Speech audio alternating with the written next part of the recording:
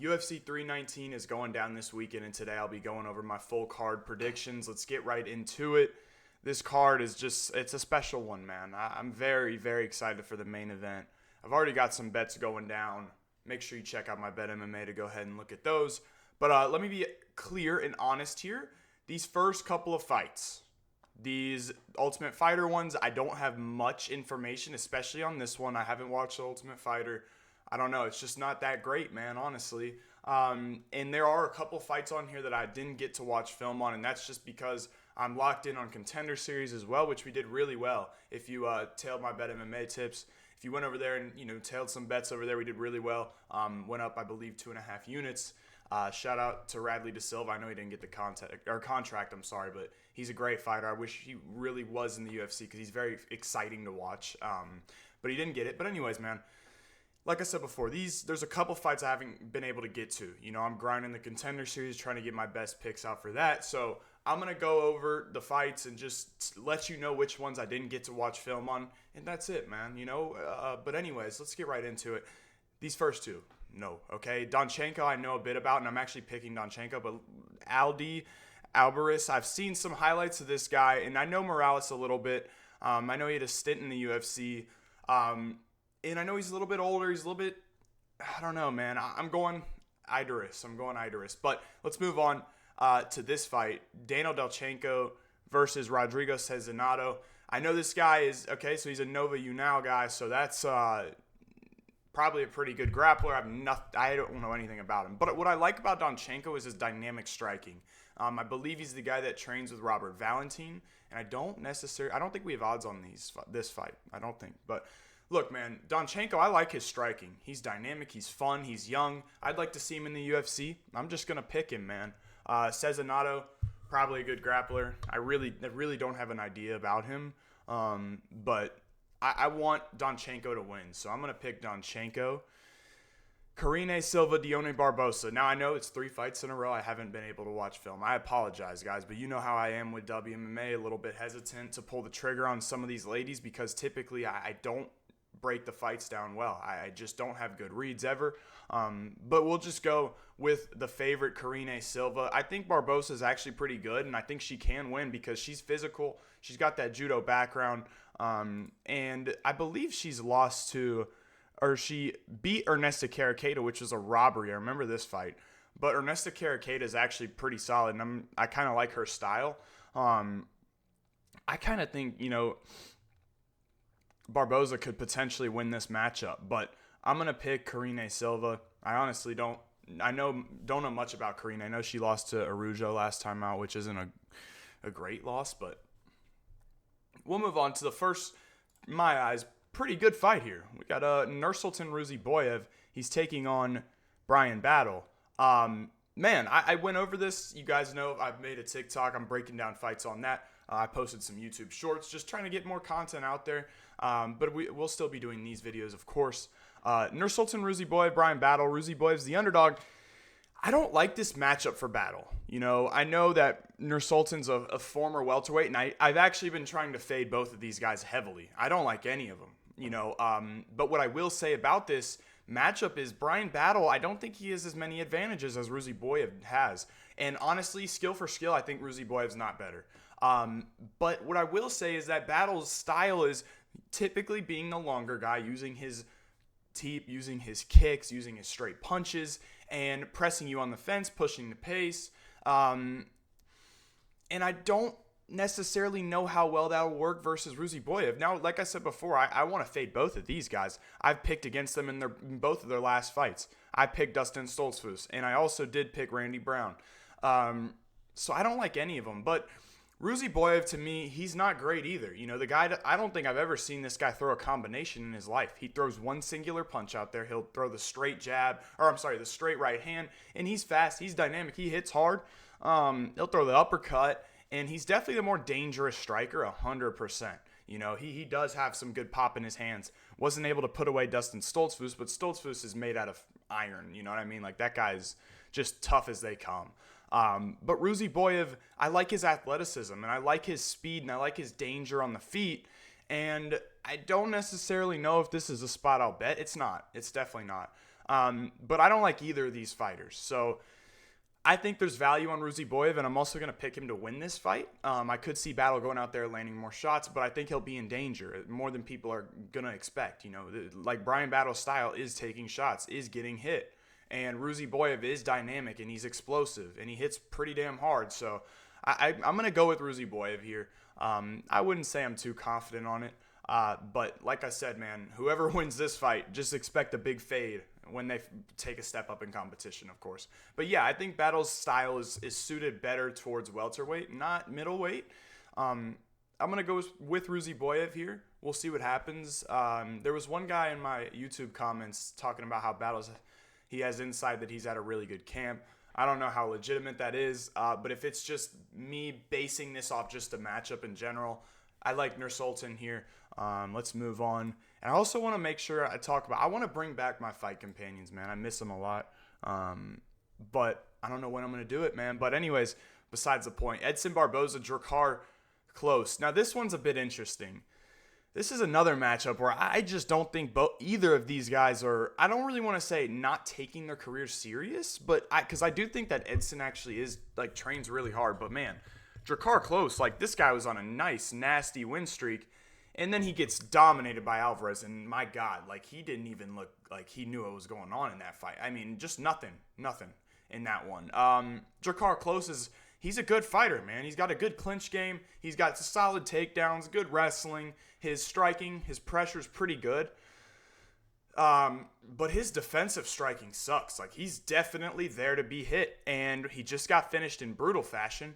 At this point in their career, I think Edson's a little bit less durable, and man, does Edson have a lot of miles on him. Man, oh man, and it makes me want to hesitate to pick him here. Another one where I'm thinking there's value on Drakkar Klose. Because my goodness, man, this guy's been fighting forever. He's almost 40 years old. He's got, I don't know how many fights.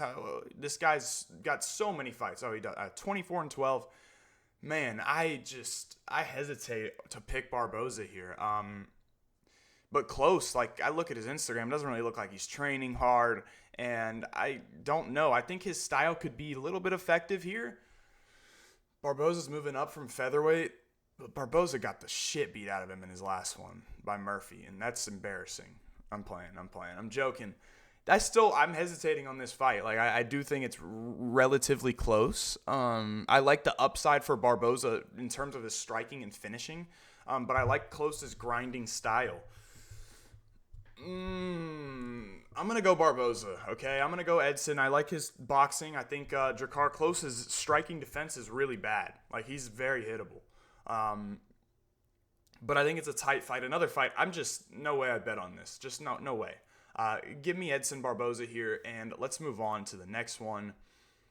Chase Hooper, Alexander Hernandez. Another fight I didn't really get to a whole lot.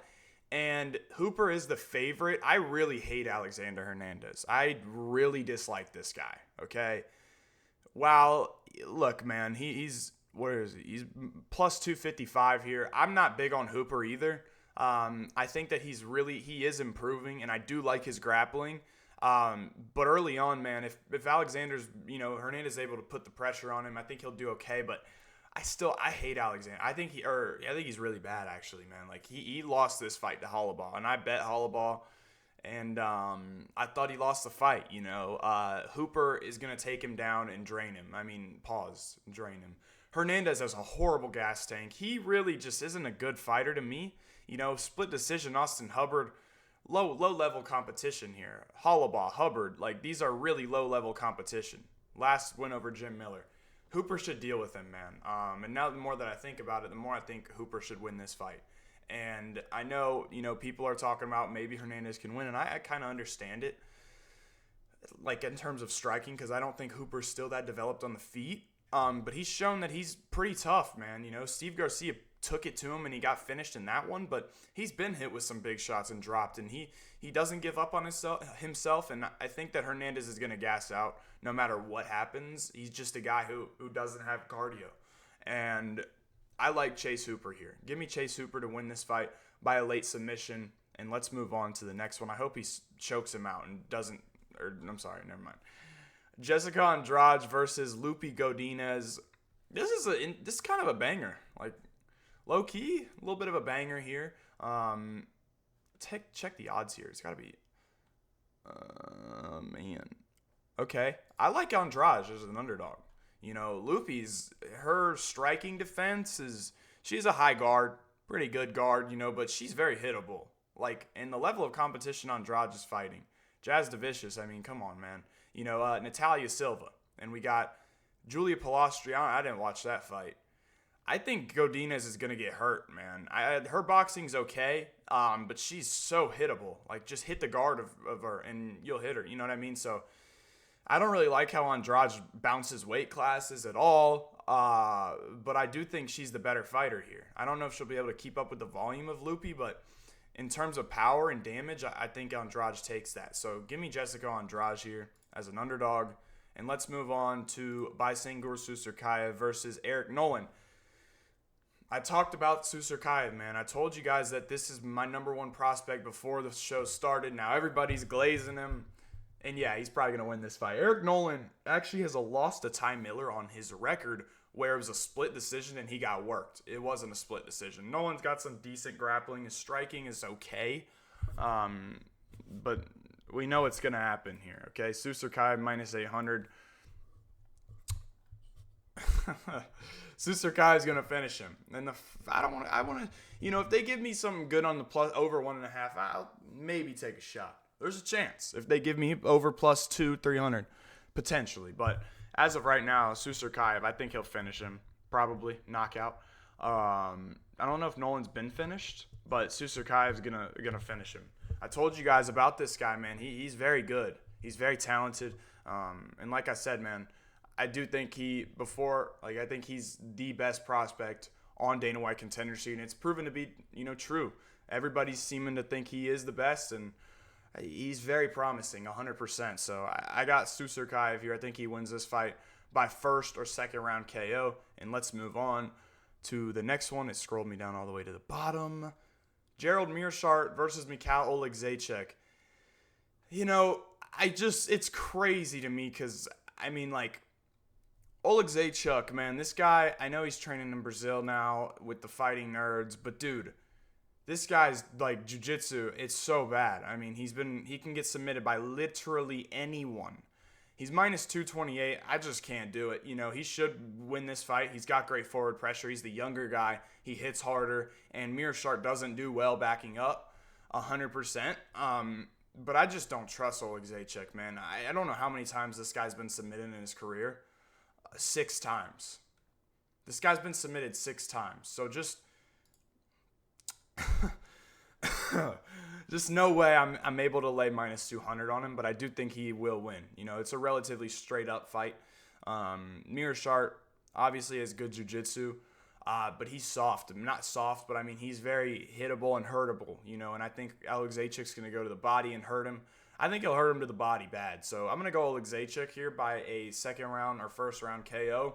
But there's sometimes you just can't bet on people. And Oleksiejczuk's a guy, especially in a grappling scenario, I just can't do it, man. His takedown defense isn't that bad, but you've been submitted 6 times. Like, dude, you have no jiu-jitsu at all or idea how to defend chokes. So if Meershcaert gets him down, it's a chance, 100%. I lean Oleksiejczuk here, though.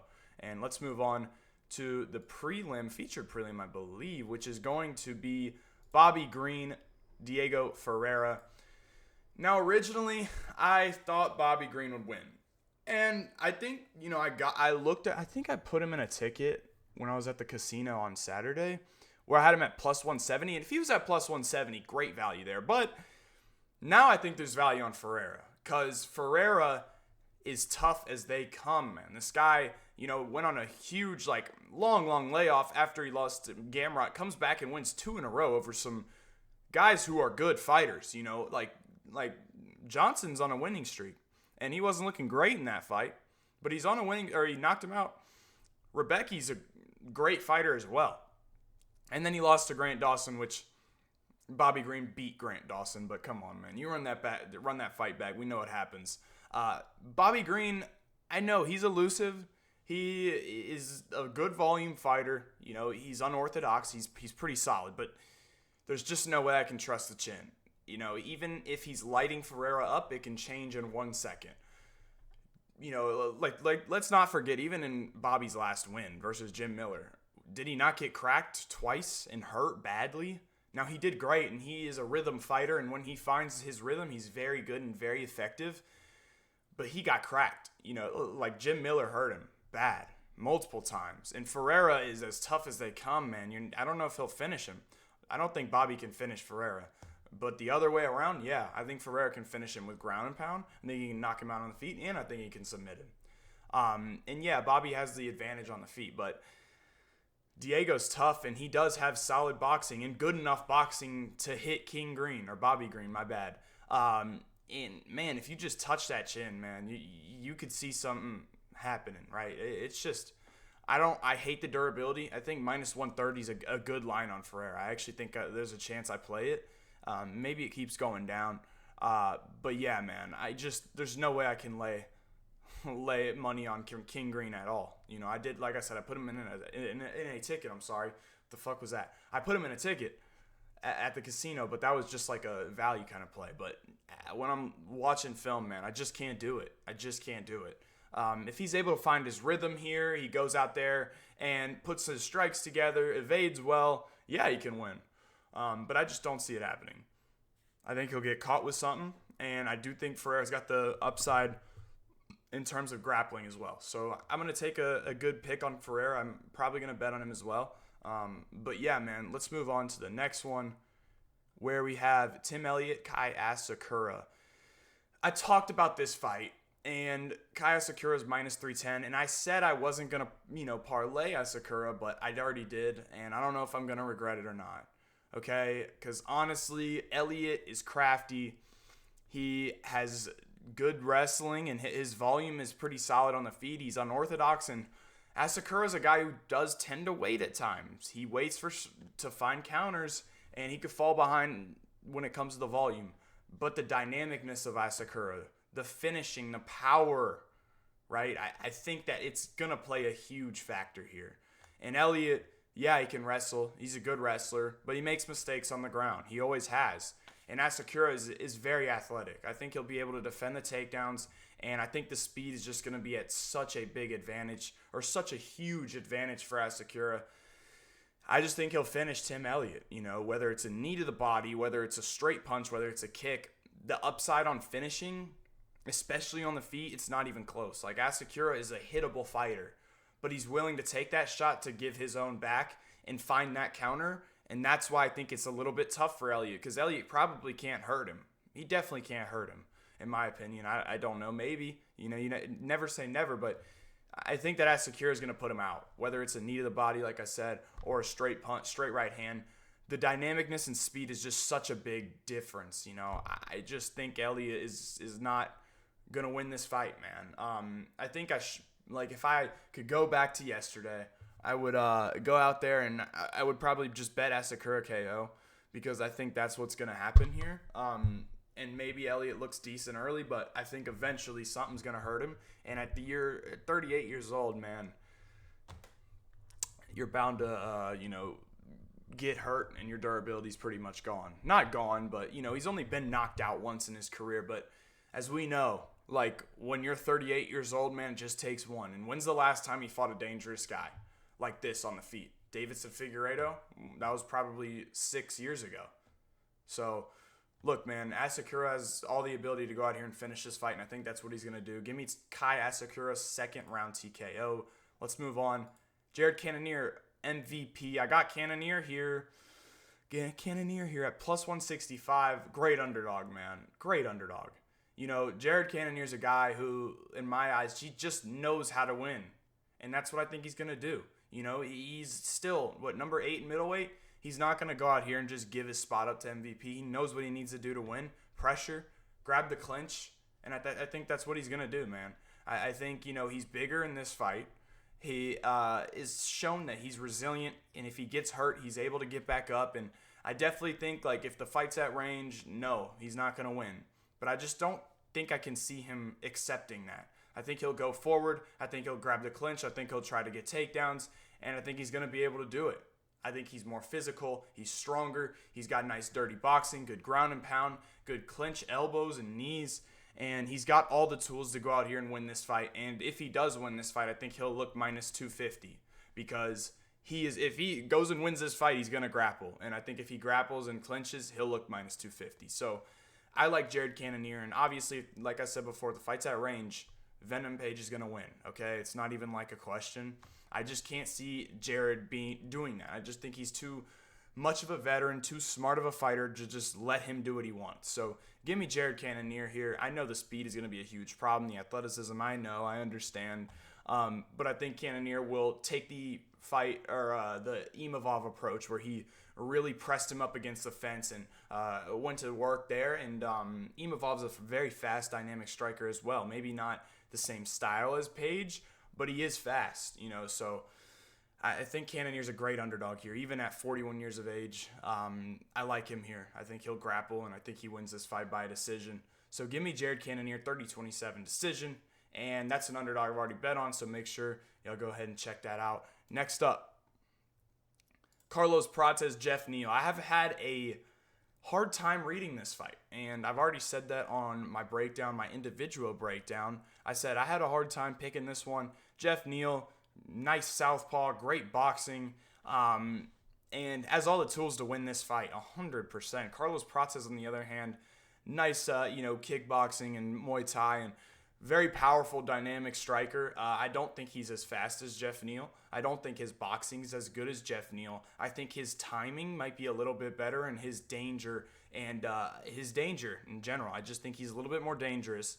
And I think Geoff Neal has all the tools to win this fight. The reason I don't think he will is because I don't think he's going to utilize his movement, which we've seen in the past. He's very stationary at times, but when he's moving side to side, using his angles, using his footwork, like the Luque fight, or like the, at moments, Ian Gary fight, or at moments, the Rachmanov fight. You see what I'm saying here? Moments. He doesn't consistently do that, and I think when he's not doing it, Prates is going to go to work, and I think there's moments where Neal can go out here and counter Prates really effectively, but I just don't think he'll be moving enough and using his footwork and speed where I think he has the advantage, and I think he can get to Prates because we've seen Prates get boxed up, Trevin Giles was able to do it using his footwork and angles and movement, and Geoff Neal has all of that, but it's better.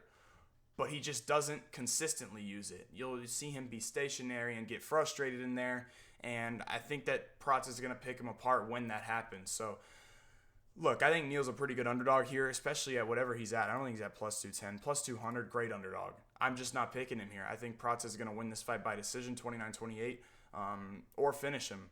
So give me Carlos Prates here by 29-28 decision or a finish.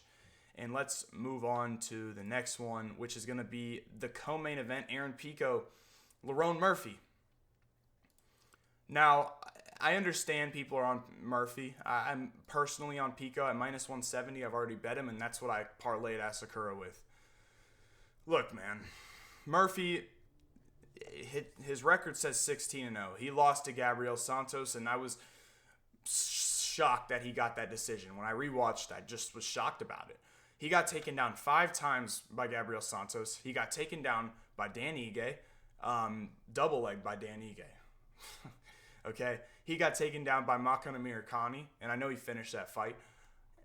This guy can be taken down over, and it's been proven, okay? So he can be controlled, he can be taken down, and he's in front of a guy who's way more explosive than Dan Ige, way more explosive than Josh Emmett. And I know, Pico hasn't fought this level of competition, but if you go and you look at Pico's record, he should have 0 losses up until this point. The Jeremy Kennedy one, whatever, man. Like, he hurt himself in that one. But, like, look, man, this is a fight where Pico should win, 100%. He's the much better wrestler. He's more explosive. He's a better athlete, and I think he'll just take it to Murphy, who's a guy who can be put on the back foot, who's got good footwork. His takedown defense is okay, but it's not that good. In the Ige fight, Ige got Murphy's hands up and shot a double leg and took him down like nothing. Look, as much as I want to say that Murphy's He's a pretty good fighter, and there's some decent value, I guess, if you're just looking at, oh, Pico's a Bellator fighter. If you go skill for skill, man, no. Murphy is not really close to Pico, honestly. And Pico is so skilled, man. There's not a lot of people who are really close. I think his ground and pound's vicious. I think he's way too much to handle for Murphy. I think he's just going to take him down and dominate from there. I like Pico by either ground and pound finish or a 30-27 decision. And yeah, man, like I said before, I've already parlayed him up. And I just think I'm confident that he'll win just from the skill set. So obviously, man, if it's the Bellator shit, whatever, bro, that doesn't really matter for me. I'm looking at skill set. I'm looking at matchup. Murphy doesn't have that much firepower, and I think he'll let Pico dictate the pace and push him back on the fence and get his hands up or go to the body and take him down and dominate him from top position. So I'll go ahead and take Aaron Pico here, and let's move on to the next one where we got the main event. Dricus du Plessis, my guy, taking on Khamzat Chimaev. I already broke this fight down, man. And there's not much to break down because honestly, like, what are you going to do here? Okay, you got Chimaev at minus 237. And look, what am I going to break down here? Dricus has been taken down. How often do we see him on his back? Pretty much never or not a lot. I don't know what he looks like off his back. I don't know. And I'm willing to find out, but I have no idea. Chimaev is a guy who we've seen take down everybody. I have no doubt in my mind he'll be able to take Dricus down. I do think he will be able to do that, and it's a little bit concerning. But I got to ride with my guy Dricus. I don't care if Chimaev has advantages. I'm not picking him. I really don't care. Like, it's just doesn't matter to me. Chimaev, good striking, good forward pressure. Obviously, he's got explosive takedown entries, as explosive as you can get, and his wrestling is excellent. His jiu-jitsu is excellent. His striking is good. And yeah, Dricus' back is against the wall a little bit, in terms of skill for skill, 100%. But it's already been before. People said Izzy was skill for skill better. People said Whitaker was skill for skill better, and he hasn't lost. I don't care about any of that shit about Chimaev. I'm picking my guy Dricus, and I don't have a really valid explanation. I think he'll last, and I think he'll pressure and hunt him down and finish him in the third or in the fourth or fifth round. So, yeah, man, look, back is against the wall. I think it's a tough matchup for Dricus personally, but I'm not picking against him. He's my favorite fighter. I don't care. I'm not picking against him. So if you're looking for a non-biased prediction, you got to go somewhere else because I'm not giving it to you. Look, man, Dricus wins this fight, fourth round, TKO. Let me know who you got in the comments for the main event. But look, man, it's going to wrap it up for me. Check out my best bets video. Hopefully coming to you soon. Hopefully Thursday or Friday. It's actually Thursday today, so Friday, hopefully. But yeah, man, that's going to wrap it up for me. I hope y'all enjoyed, and I'll catch you in the next one.